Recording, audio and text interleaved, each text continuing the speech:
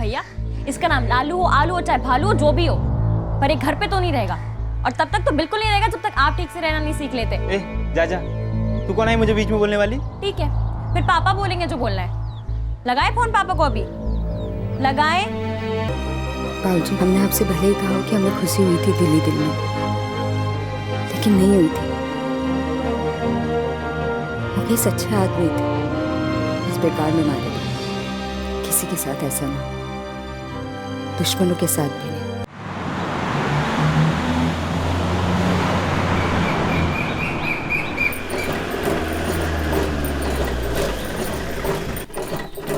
निशा जी, कहिए। निशा कनौजिया? निशा राजा, हम पूरन और उसके परिवार से अलग हो चुके हैं। तो फिर मुकेश कनौजिया को कनौजिया परिवार से अलग करने का क्या कारण था? किसे सुपारी दी थी तुमने? ऊपर वाले को, भगवान को। हम भगवान से रोज यही प्रार्थना करते थे कि पूरन और उसका परिवार कभी खुश ना रहे। उन्होंने जितनी तकलीफ हमें दी है उसका पूरा हिसाब होना चाहिए, और यही होना चाहिए।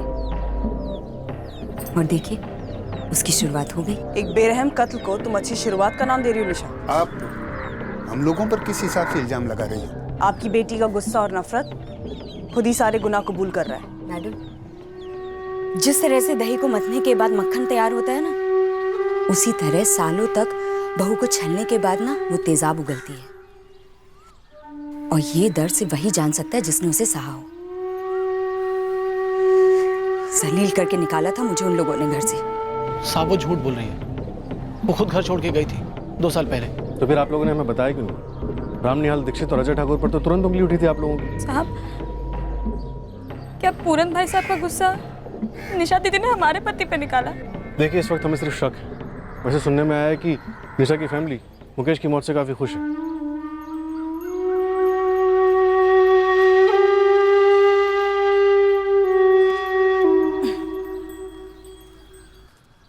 अरे निशा, दूध उबल गया, कहाँ चली गई तू? आई।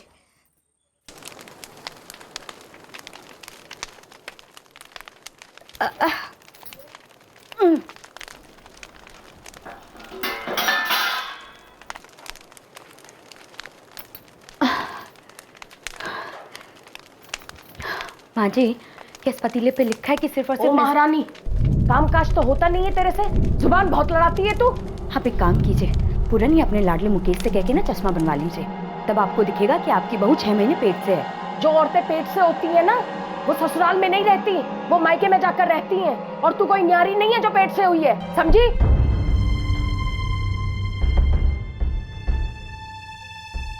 जब हमारी माँ ही नहीं रही तो हम मैके कैसे आते डिलीवरी के लिए? ये सब जानते हुए भी बस सास ताने कसती रही, पर पूरन के मुंह से अपनी माँ के खिलाफ एक शब्द नहीं निकलता। ऐसे का देख रही? हम नहीं पड़ेंगे तुम औरतों के झगड़े में। झगड़ा? एक तरफा हमला हो रहा है हम पर। तुम्हारी बीवी है, तुम्हारा बच्चा पाल रहे अपने पेट में। देखो, हम और मुकेश खेतों में खून पसीना एक करते हैं, ऊपर से वो राम निहाल और अजय ठाकुर वो अलग से हमारा खून चूसते हैं। अधमरे होकर घर लौटते हैं, रोटी खाकर हमको सोने दो। अरे लेकिन हम तुम्हारे ये सास बहू की नौटंकी में हमें कोई दिलचस्पी नहीं है। जो भी मसला है आपस में निपटा लो और हमें सोने दो, बस। झेलती रही, लेकिन जब हमने बेटी जनी ना तो और नहीं झेला गया। अगर हमारी जगह कोई और होती ना तो उन तानों से जान दे देती अपनी। तो निशा, तुमने मुकेश की जान क्यों ली? बदला तुमने मुकेश से क्यों लिया? बदला लेने वाले हम कौन हैं? बदला तो ऊपर वाले ने लिया है उनसे। लाला जी, आप अपने किए को ऊपर वाले का फैसला साबित करने की कोशिश मत कीजिए। आप ये बताइए कि किसे सुपारी दी थी, मुकेश को क्यों मारा? और निशा, तुम तो पूरन से अलग हो गई थी ना, तो फिर मुकेश पे इतना गुस्सा क्यों? हम मुकेश पे गुस्सा नहीं थे, लेकिन उन सबको उस पर घमंड था भरपूर। घमंड? हाँ, मुकेश की सरकारी नौकरी का घमंड। अब ये तेरी नौकरी हम सबकी नैया पार कराएगी। अब हमारी हालत सुधर जाएगी अम्मा। महीने का 15,000 मतलब गजब है। हम लोग खेत से 6,000 तक नहीं पहुंच पाते थे। अब पहुंचेंगे भैया। अब आप अकेले खेत संभालो और मैं नौकरी संभालता हूँ। क्या बोली? अलग घर बनाते।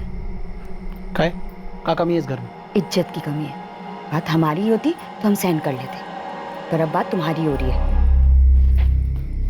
गोल गोल बात ना घुमाओ, सीधे सीधे बोलो क्या बात है। सीधी बात ये है कि अभी तक तो अम्मा जी सिर्फ हमें ताने देती थी, लेकिन अब हमारे जरिए वो तुमको निशाना बना रही है। कैसे?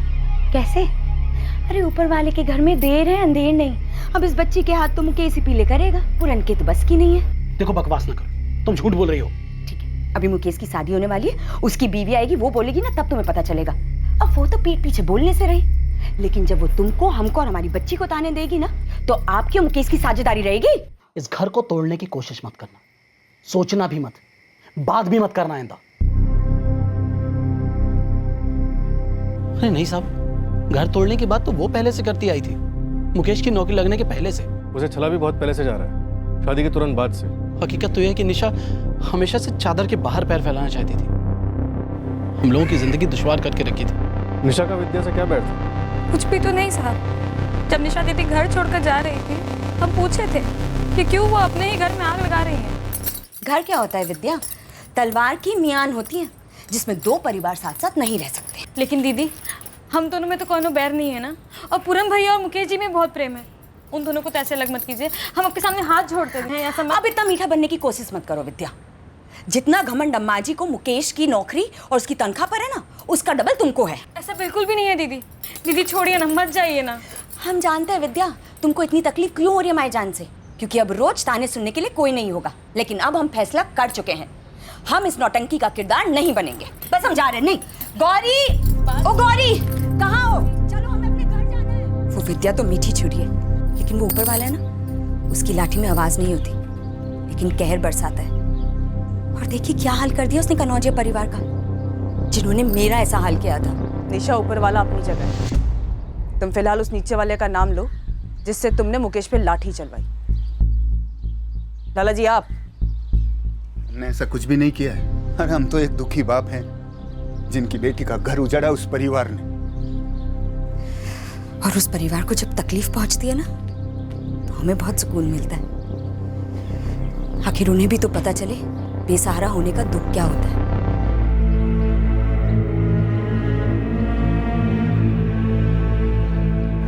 दुश्मनी हमसे थी तो हम पे निकालती, हमारे निर्दोष भाई ने निशा का क्या बिगाड़ा?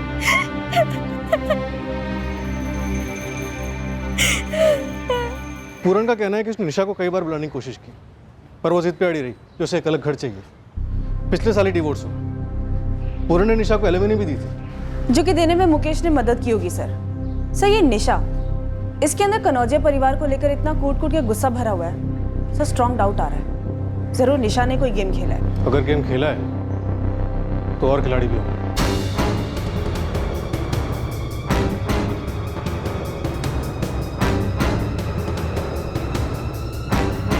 मम्मी मुझे और दाल चाहिए।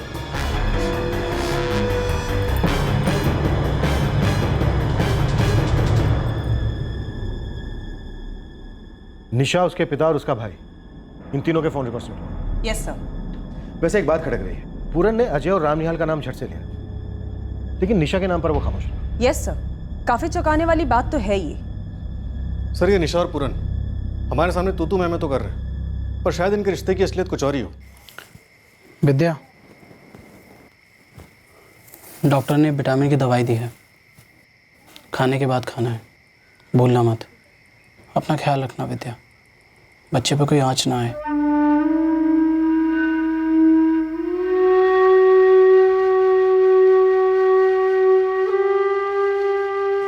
पूरन, कहीं ऐसा तो नहीं कि निशा की बद्दुआएं वाकई हमारे घर को लग गई हो?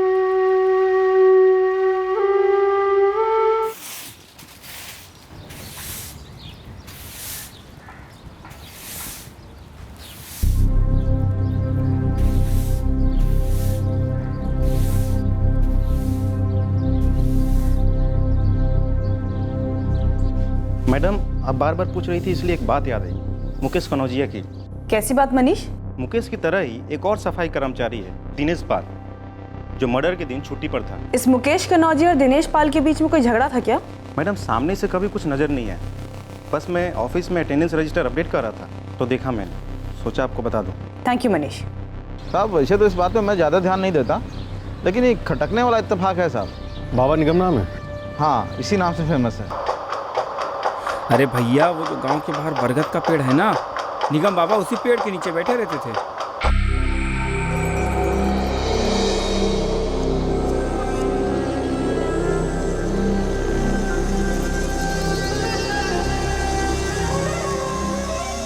बाईस तारीख को बाबा यहाँ से निकले? हाँ, अरे बाबा जब गांव से जा रहे थे तो मैं मिला था उनको।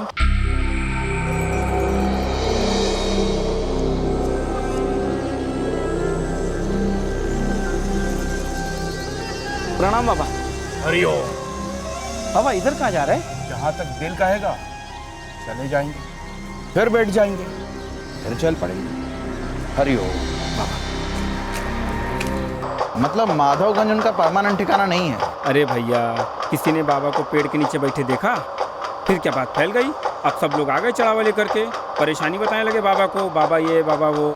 गांव में सब जानते हैं इस बाबा को। गांव का हर आदमी एक ना एक बार तो जा ही चुका है इस बाबा के पास। शादी, बच्चा, भूत प्रेत, प्रॉपर्टी, हर रोग की दवा है इस बाबा के पास। हरिओम।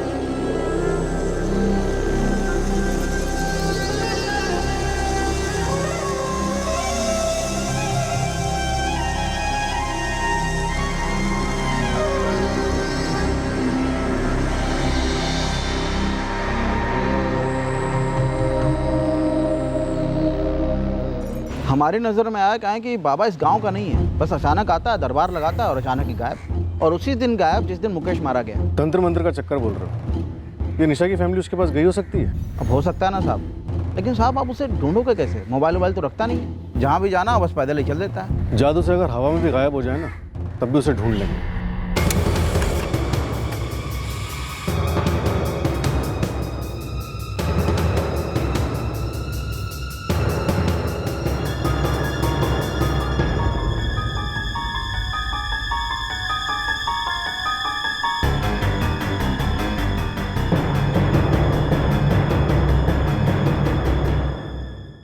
दिनेश पाल 22 अगस्त को पूरा दिन रत्नापुर में था। यस सर, मेरी बात हुई है। सुबह सुबह ये चौरीपुर से रत्नापुर के लिए निकला था। बीच में बंदीपुर भी पड़ता है जहाँ पे मुकेश का मर्डर हुआ था। सर टाइम भी मैच होता है। अजय और रामनिहाल के पास भी कोई ना कोई बहाना जरूर होगा। सर इसका तो पता नहीं, अभी बात नहीं हुई है। बट सर मर्डर के दिन क्राइम सीन से होकर गुजरना, इन्वॉल्वमेंट की तो पॉसिबिलिटीज हैं। सर, निशा और उसकी फैमिली के फोन रिकॉर्ड चेक किए, कुछ भी सस्पिशियस नहीं मिला। ये हमारे सस्पेक्ट लिस्ट की टॉप पर है, नजर रखो इनको। अजय और रामनिहाल पर भी। सब दिनेश पाल को भी स्कैन करते हैं। जान लेने जैसा क्या हुआ होगा इन दोनों के बीच, और ऊपर से ये बाबा निगम कहेगा। ये काम करते हैं, इन दोनों पे काम करते हैं।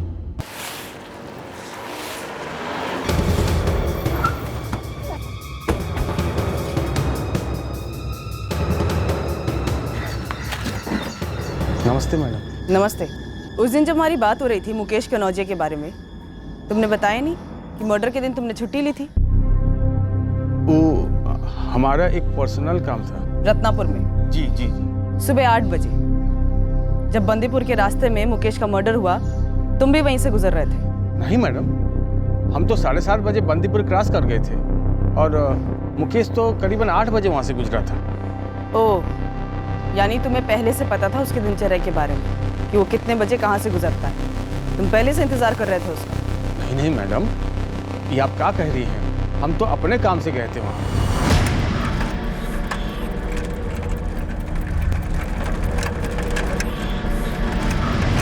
रत्नापुर में क्या काम था? पर्सनल काम से गया था। पर्सनल काम का नाम भी होगा ना? तुम नहीं बताओगे? तुम्हारी बीवी से पूछ लूं? अरे नहीं नहीं मैडम। क्या नहीं? तुमने तो अपनी बीवी को बताया नहीं कि तुमने छुट्टी ली है, रत्नापुर गए हो। उस बेचारे ने तो तुम्हारे दफ्तर के लिए डब्बा भी पैक करके दिया था। डब्बा लेके दफ्तर ही तो जाएंगे ना मैडम। बात का है? रत्नापुर में है कोई आपका जानने वाला? रत्नापुर में? नहीं तो मैडम, आखिर बात का है? बात कुछ नहीं है, बस ऐसे ही जानना था। उस दिन सुबह ऑफिस में टेंशन चल रही थी, तुमने छुट्टी ली थी। मुकेश रिपोर्ट नहीं कर रहा था, सफाई कर्मचारी कोई था नहीं ऑफिस में। मैडम, आप गलत दो चार कर रही हैं। मुकेश दोस्त था हमारा, उसके मर्डर में हमारा कोनो हाथ नहीं। मैंने तो ऐसा कुछ कहा ही नहीं। मैं तो पूछ रही हूँ दिनेश, रत्नापुर में क्या है? कौन है उधर?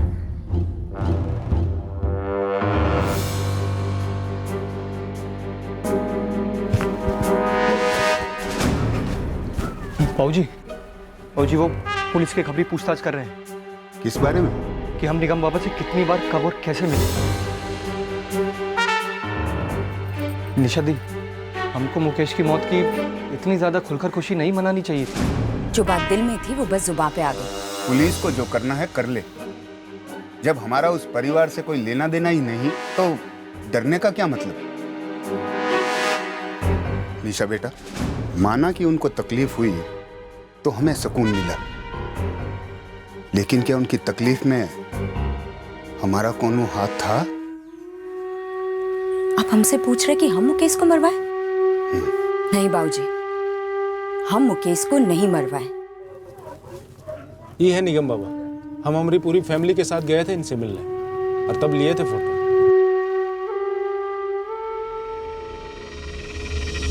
ये पूरा ना मुकेश है ना, इसको हम बचपन से ही जानते हैं। इनका बाप बचपन में ही गुजर गया था। हम निशा को भी जानते हैं, जिसका पूरन से तलाक हो गया है। हम विद्या को भी जानते हैं, जो मुकेश की पत्नी है। अरे यार, जो तुम सवाल किए हो विद्या के बारे में, कोई भी सुनेगा तो हिल जाएगा। विद्या तो मुकेश की पत्नी थी ना, उसका पहला बच्चा भी होने वाला है, फिर वो कैसे मुकेश को? रामाधार बाबू, वो कहते हैं ना, प्रेम और जंग में सब कुछ जायज है, फिर अवैध प्रेम भी तो प्रेम ही होता है ना। पर वो दोनों तो भाई थे, पूरन मुकेश। उनके बीच रिश्ते भी काफी अच्छे थे। उनके बीच में त्रिकोण मुश्किल लगता है। दिनेश, सबसे पहले हमें तू ये बताएगा कि तू रत्नापुर क्यों गया था। उसके बाद हम उसका पुष्टिकरण करेंगे, फिर तुझे हरी झंडी देंगे कि तूने मुकेश कनौजिया का मर्डर किया है या नहीं किया है। वरना हम समझेंगे कि तुम दोनों की कोई दुश्मनी थी, इस वजह से तूने मुकेश कनौजिया को मार डाला। शायद उसके फोन में कुछ था, क्योंकि वही एक चीज है जो गायब है। सर, हमारी कोई दुश्मनी नहीं थी मुकेश से। तो फिर हमारे साथ क्या दुश्मनी है जो बता नहीं रहा है कि रत्नापुर क्यों गया था? कत्ल हुए 1 महीना बीत चुका है, लेकिन हमारे पास कोई ठोस लीड नहीं है। ये बाबा कत्ल के दिन से गायब है। साहब, ये जो बाबा निगम है ना, ये जादू टोने वाला बाबा है। ऐसे लोगों को पकड़ना मुश्किल नहीं होता, मक्खी की तरह पब्लिक पहुंचती है इनके पास। तुम भी पहुंच जाओ जल्द से जल्द। यहाँ से भदोही तक जितने भी गांव, जितने भी कस्बे हैं, हर जगह तस्वीरें फैला दो। आरती नाम है उसका। आरती क्या? पूरा नाम, फोन नंबर, एड्रेस? मैडम, वो शादीशुदा है। शादीशुदा तो तू भी है। तभी तो मैडम साहब, उसका पति किसान है। भदोही खाद लेने गया था तो आरती ने हमको घर बुला ली। उसको ना घसीटो साहब, इसमें मेहरबानी होगी आपकी। पता करो रत्नापुर में आरती से मिलने गया था या नहीं। चल एड्रेस लिख। सर, लिख।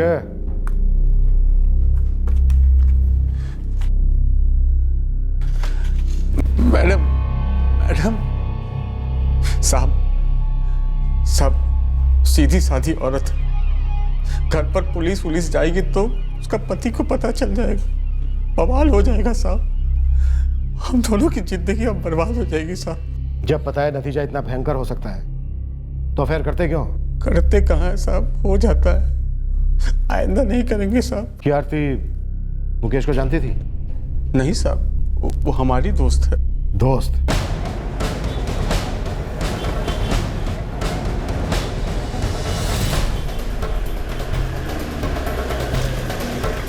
ए सुनो जरा,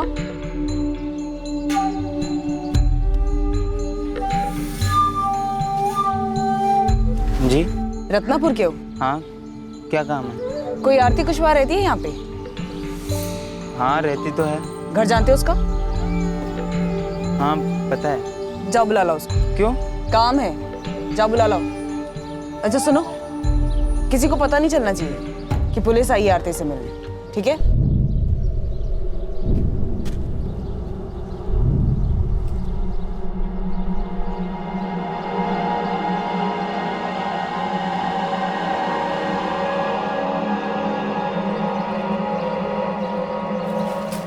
जी, हम आरती। आरती, 22 अगस्त को सुबह 8 बजे से लेकर शाम को 6 बजे तक दिनेश पाल तुम्हारे साथ था, तुम्हारे घर में?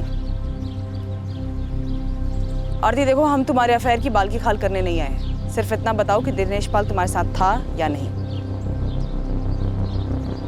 सुबह से लेकर शाम तक। किसी मुकेश कनौजिया को जानती हो तुम? जी, वो कौन है? दिनेश के साथ काम करता था, 22 अगस्त को बंदीपुर के रास्ते पे उसका कत्ल हो गया है। हमने सुना तो था, पर पता नहीं वो कौन है। दिनेश ने कभी नहीं बताया तुम्हें? वो उस दिन के बाद से मिली नहीं।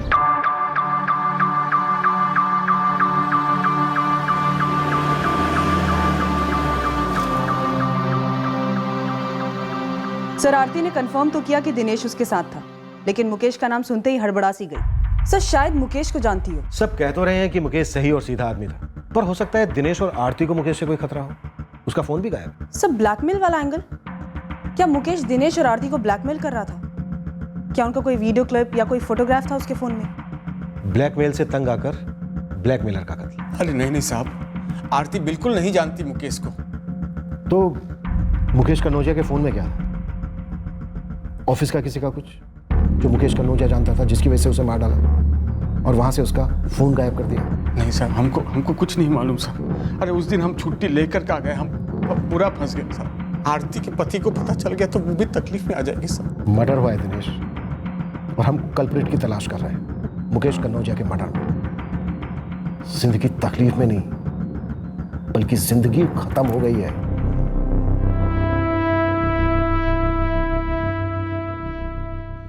सर 2 महीने हो गए और हम वहीं के वहीं। बटवे से जो 200 रुपए निकाले गए, अगर हम उसे छोड़ दें तो अटैक के बाद सिर्फ फोन चोरी हुआ, जो अभी तक ऑन नहीं हुआ। मैंने पूरन से पता भी किया था, काफी सस्ता फोन था। पर जिंदगी इतनी सस्ती नहीं होती है ना विक्रम, वो भी एक ऐसे आदमी की जो अपनी जिंदगी के साथ साथ अपने पूरे परिवार की जिंदगी मेहनत करके संवारने में लगा हुआ था। मुकेश एक दिन सुबह टाइम पर अपने काम पर निकलता है और बीच रास्ते में धड़ाम, खत्म। जिंदगी इतनी भी सस्ती नहीं हो सकती। सर, मुकेश का पहला बच्चा इस दुनिया में कभी भी आ सकता है, और उस बच्चे को हम न्याय नहीं दिला पा रहे हैं। हमने एक से एक पेचीदा केस सोल्व किया, लेकिन इस केस में एक भी मूवमेंट फॉरवर्ड नहीं हुई अभी तक। आई थिंक सर, हमारे सामने जरूरत से ज्यादा ही एंगल आ गए हैं जिन्हें हम अभी तक टटोलते आए हैं। For example sir, Ram, Niall और अजय का उसके भाई मुकेश और पूरन के साथ अनबन, पूरन की एक्स वाइफ निशा का उससे गुस्सा, खुद पूरन का अपने छोटे भाई मुकेश की तरक्की से जलना, और फिर सर बाबा निगम का निशा की फैमिली के साथ लिंक, विद्या और पूरन के बीच कोई पॉसिबिलिटी, और सर दिनेश, एक शादीशुदा आदमी अपने ऑफिस से छुट्टी लेता है एक शादीशुदा औरत के साथ वक्त बिताने के लिए। और इतने सारे एंगल्स में से हम एक भी इन्वेस्टिगेशन को डेड एंड से 1 इंच बाहर नहीं ले जा पा रहे। वही पूरे 2 महीने हो गए। सर एक सजेशन है। बोलो। कुछ वक्त के लिए इस केस को बैक बर्नर पर डाल देते हैं, कुछ नहीं करते, दूसरे केसेस में लग जाते हैं। मुझे लगता है कि ये केस खुद ब खुद कोई ना कोई सुराग जरूर देगा।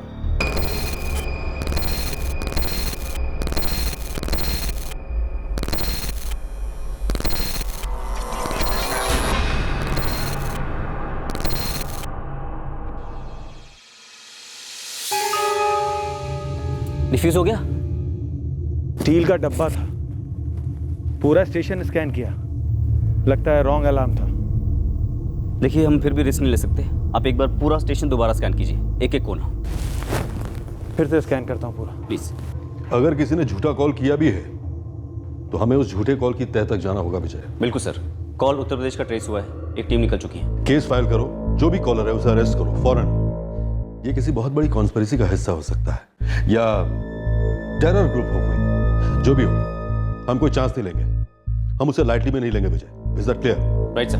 जो मोबाइल फोन मुकेश कनौजिया की किलिंग के बाद गायब हुआ था, वही फोन इस केस की अहम कड़ी बन चुका था, और वो कड़ी जब जुड़ी, हम सबके होश उड़ गए। SIM number 444789857। ये वो सिम नंबर है जो इस IMI नंबर के इंस्ट्रूमेंट पर एक्टिवेट हुआ था, जो मुकेश कनौजिया का इंस्ट्रूमेंट। कब एक्टिव हुआ? 1 घंटा पहले। इस नंबर की डिटेल्स कब तक भेज सकते हैं? 1 घंटा दे दीजिए, फोन कंपनी से डिटेल्स निकलवानी पड़ेगी।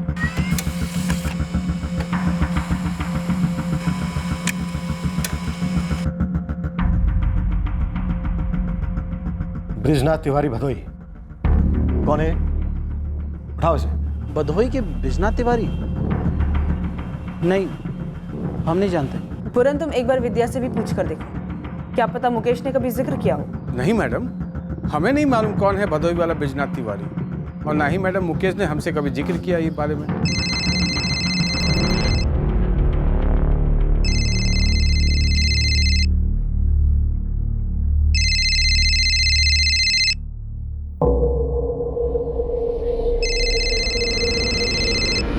हेलो, कौन बोल रहा है? आपने फ़ोन किया है तो आप बताइए आप कौन बोल रहे हैं। ये नंबर ब्रिजनाथ तिवारी के नाम पर रजिस्टर्ड है ना? जवाब तब मिलेगा जब आप अपनी पहचान करवाएंगे। देवकुंज पुलिस थाने से PSI विक्रम सिंह बोल रहा हूँ, अब बताओ। सर, ब्रिजनाथ तिवारी हमारे पापा हैं और ये नंबर हमारा है, गीता तिवारी। क्या समस्या हुई है सर? आप इस वक्त जहाँ से बात कर रही हैं वहाँ का एड्रेस दीजिए। ये पुलिस अब गीता के पीछे क्यों पड़ गई है? गीता का फोन उन्हें क्यों चाहिए अब? बता नहीं रहे हैं ना, आप बस जल्दी से आ जाइए। ठीक है मैं आ रहा हूँ। ये हमारे बच्चे भी ना सच में बिल्कुल।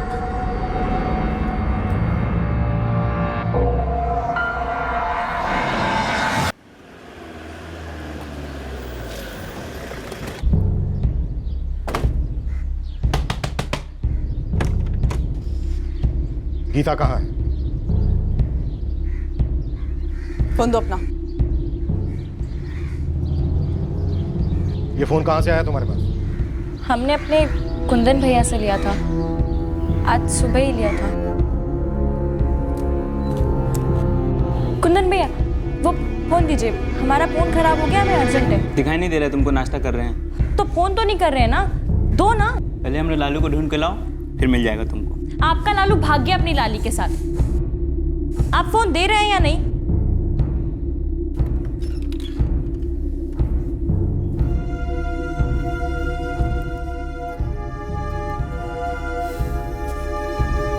फिर कभी हमको नाश्ते के बीच में से मत उठाना, समझ गई?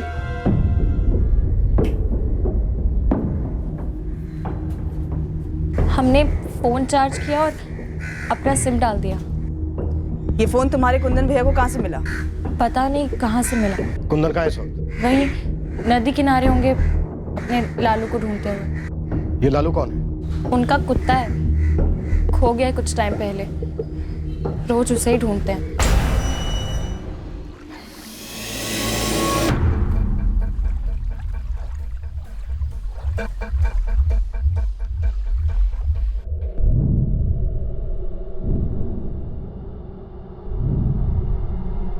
इस मोबाइल फोन के मालिक का मर्डर हो चुका है। अब तो बताओ कहाँ से हाथ लगा ये मोबाइल फोन? बताइए ना कुंदन भैया। बता देना कुंदन। सर, ये फोन हमें हमारे लालू के बदले मिला है। कुत्ते के बदले फोन? किसने किया ये सौदा? सर, पहलवान सिंह। देख कुंदन, अपना बस बहुत हो गया। तेरा कुत्ता वाकई में खो गया है, अब नहीं आएगा वो। भूल जाओ उसे, भूल जाओ उसे, ठीक है? लेकिन तुम उसको भागने ही कहे दिए। ये ले, ये फोन बेच दे और ले ले नया कुत्ता। लेकिन हमको कोई और कुत्ता नहीं चाहिए, हमको हमारा लालू ही चाहिए। आज ना हम तेरा सर फोड़ देंगे, भेजा खा जाऊंगा तेरा खून पी खून। रुक रुक।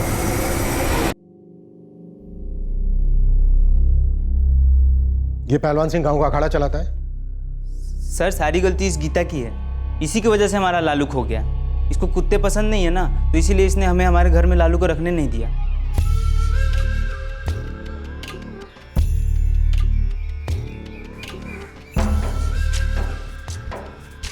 ये कहाँ से उठा लाया रे कुंदन? हम लोग तालाब के पास मिले थे और वहीं हमारी दोस्ती हो गई। ये अब हमारे साथ ही रहेगा। इस घर में तो ये नहीं रहेगा। काहे? इतना प्यारा तो है, हम करेंगे ना इसकी देखभाल। आप खुद को तो ठीक से संभाल पाते नहीं है, इस कुत्ते को कहाँ से संभालेंगे? कुत्ता क्या करती है? लालू नाम है इसका। लालू बोल। भैया, इसका नाम लालू हो, आलू हो, चाहे भालू हो, जो भी हो, पर एक घर पे तो नहीं रहेगा। और तब तक तो बिल्कुल नहीं रहेगा जब तक आप ठीक से रहना नहीं सीख लेते। जा तू कौन है मुझे बीच में बोलने वाली? ठीक है, फिर पापा बोलेंगे जो बोलना है। लगाए फोन पापा को, अभी लगाए।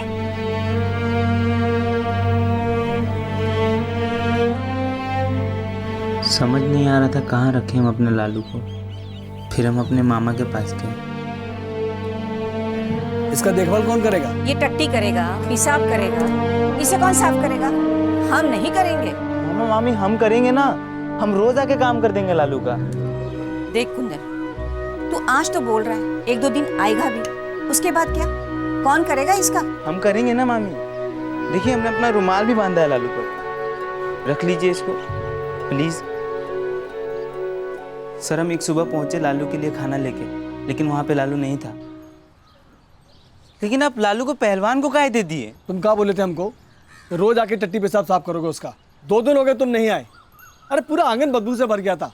वो तो शुक्र मनाओ पहलवान का, उसको लालू पसंद आ गया तो लेके चला गया वो। अरे सर पहलवान से हम रोज़ लड़े, हम वहाँ रोज़ जाते थे और वो रोज़ यही बात बोलता था कि लालू नहीं है। सर अभी तक हमको हमारा लालू नहीं मिला। और इस पहलवान ने लालू के बदले तुझे ये फ़ोन दिया? जी सर। अरे हद है साहब, वो पागल कुंदन झूठ बोल रहा है। पहलवान सिंह, वो झूठ बोल रहा है या तुम? हमारा जो अखाड़ा होता है ना हवालात, वहाँ पे सारा सच निकल जाता है। ओ साहब, हम पूछते नहीं पहलवान है, पूरे गांव में इज्जत है हमारी। आज तक कोई गलत काम नहीं किए और हम किसी मुकेश कनौजिया को नहीं जानते। वो कुंदन, अरे साहब उसका स्क्रू ढीला है, बकवास कर रहा है वो। हम काहे कुत्ते के बदले फोन देंगे उसको? चलो, हमारी गांव में इज्जत है साहब, हमारी बात तो सुनिए साहब। हम कोई फोन वोन नहीं दिए हैं। ए कुंदन, झूठ काहे बोल रहा है बे? सर ये झूठ बोल रहा है, यही हमको फ़ोन दिया है सर। एक एक हड्डी तोड़ देंगे। पहलवान ठंड रख, ठंड। ये तेरा अखाड़ा नहीं, हमारा पुलिस स्टेशन है। माफ कीजिए साहब, लेकिन इसका कुछ कीजिए साहब। ये सर फिरा झूठ मूठ हमें फंसा रहा है। कब से मेरा कुत्ता ढूंढो करके हमें परेशान कर रहा है। और तूने वो परेशानी मिटा दी, खुद लाठी से मुकेश के सर पे वार किया था ना, सिर्फ एक मोबाइल के लिए। अरे नहीं साहब, हम पहले ही बता चुके हैं, हम किसी मुकेश कनौजिया को नहीं जानते हैं। Sir 1 second. सब पूरन से बात हुई, तहसील ऑफिस में दिनेश से भी बात हुई। मुकेश का इस पहलवान से कभी कोई कनेक्शन रहा ही नहीं। कहीं निशा ने तो उसे सुपारी नहीं दी? सर निशा और उसकी फैमिली के भी फोन रिकॉर्ड चेक किए, उनसे भी इस पहलवान का कभी कोई कनेक्शन नहीं रहा। साहब आप सारे पुलिस रिकॉर्ड चेक करवा लीजिए। हमारे खानदान से, पूरे अखाड़े से एक भी आदमी का नाम पुलिस रिकॉर्ड में नहीं है। इसका है, और इस मेंटल को रत्नापुर की पुलिस ने पहले भी अरेस्ट किया था। पूछिए इसके घर वालों से। कुंदन इससे पहले गिरफ्तार हो चुका है? हाँ जी, हमने इस कुंदन तिवारी को अप्रैल 2016 को गिरफ्तार किया था। और चार्ज क्या था? रानीसा पुलिस का वांटेड बंदा था ये। इसने रानीसा रेलवे स्टेशन पर बॉम्ब थ्रेट दिया था।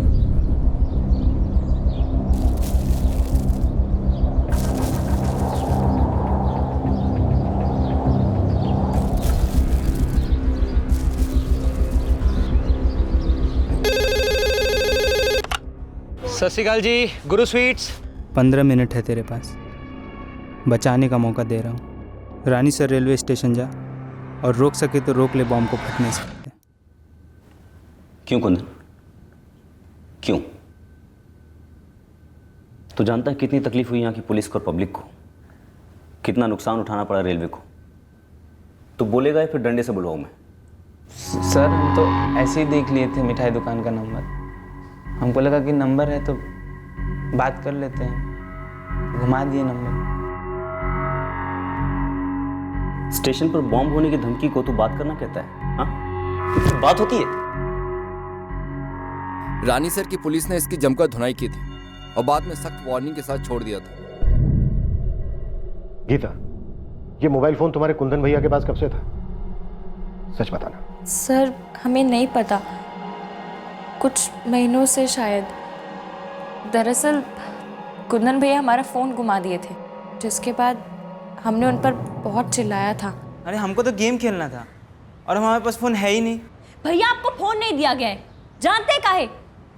क्योंकि आप ना टाइम पास के लिए वो बम फटने वाले फ़ोन ही घुमाते हैं। याद है ना आपको? पुलिस ने चेतावनी दी है, अगर अब की बार आपने ऐसे कोई हरकत की तो आपके साथ साथ पापा को भी अरेस्ट कर देंगे। अरे लेकिन वो तो बहुत पहले की बात है। 4 महीने पहले की बात है भैया। अब आप क्या करेंगे, कैसे करेंगे, हमको कुछ नहीं पता, पर हमको हमारा फ़ोन चाहिए बस। घुमा दिए है ना तो ढूंढ के लाइए, पर लाइए। सर इतना ज़ोर से चिल्लाई हम पर, बहुत गुस्सा आ गया था हम। एक तो उम्र में छोटी है हमसे गीता, ऊपर से ऐसे थे। सर आप ही बताइए, ऐसे चिल्लाना सही है? कुंदन तुझे फ़ोन कहाँ से मिला? और दूसरे दिन ही कुंदन भैया हमको ये फ़ोन ला के दे दिए। ये लो फ़ोन। इतना सस्ता फ़ोन आप ही रखिए इसे, हमारा स्मार्टफोन था, हमें वही चाहिए। खुद तो स्मार्ट हो नहीं, स्मार्टफोन का कहाँ अचार डालोगी? रखना है रखो वरना भाड़ में जाओ। हे राम, अब समझ आ रहा है कि कहाँ से फ़ोन उठा लाए होंगे वो। सर हमें सच में ये फ़ोन नहीं चाहिए था, लेकिन आज सुबह जब हमारा फ़ोन ख़राब हो गया और हमें अर्जेंट था, इसलिए हमने ये फ़ोन लिया। कुंदन, क्या वो ये आदमी था जिसे तूने मार डाला? सर हमको तो खाली फ़ोन चाहिए था और उसके हाथ में फ़ोन था।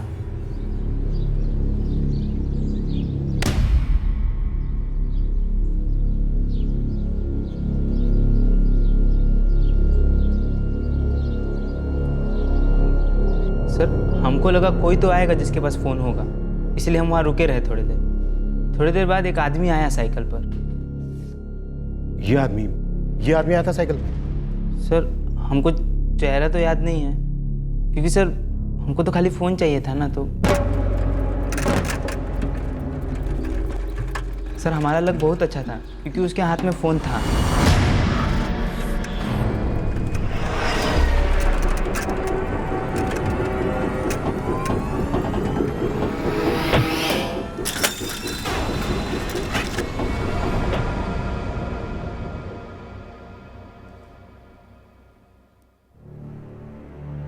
सिर्फ एक मोबाइल फोन के लिए?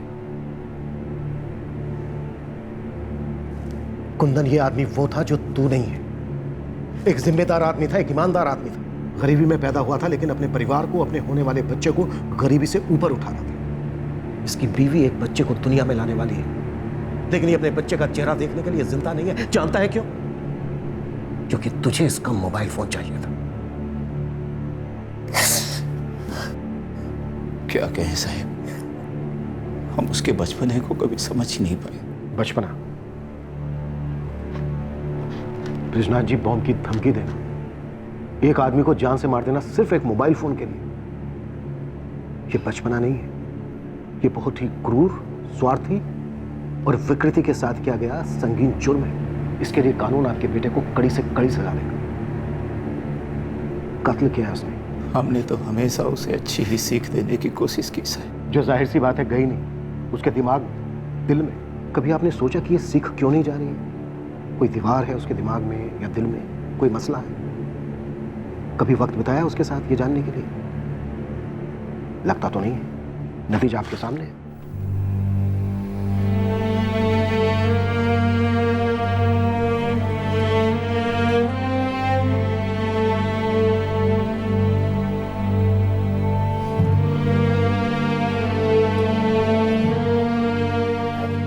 पुलिस ने शक के चक्कर में का खुरेद निकाला भाई।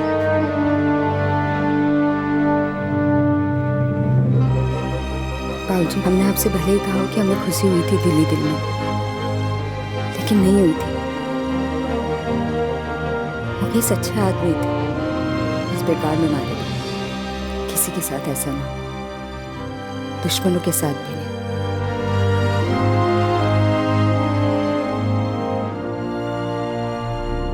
जब भी कोई बहुत छोटी चीज के लिए बहुत बड़ी जिद पकड़ लेता है तो उस मसले के साथ साथ उस व्यक्ति को भी संबोधित करना बहुत जरूरी होता है। इसमें की गई लापरवाही या देर बहुत महंगी साबित हो सकती है, न सिर्फ उन एबनॉर्मल बर्ताव करने वाले लोगों के लिए बल्कि उन मासूम लोगों के लिए भी जिनका दूर दूर से उससे कोई वास्ता नहीं है। ये एक बहुत बड़ी नाइंसाफी है जो कतई होनी नहीं चाहिए।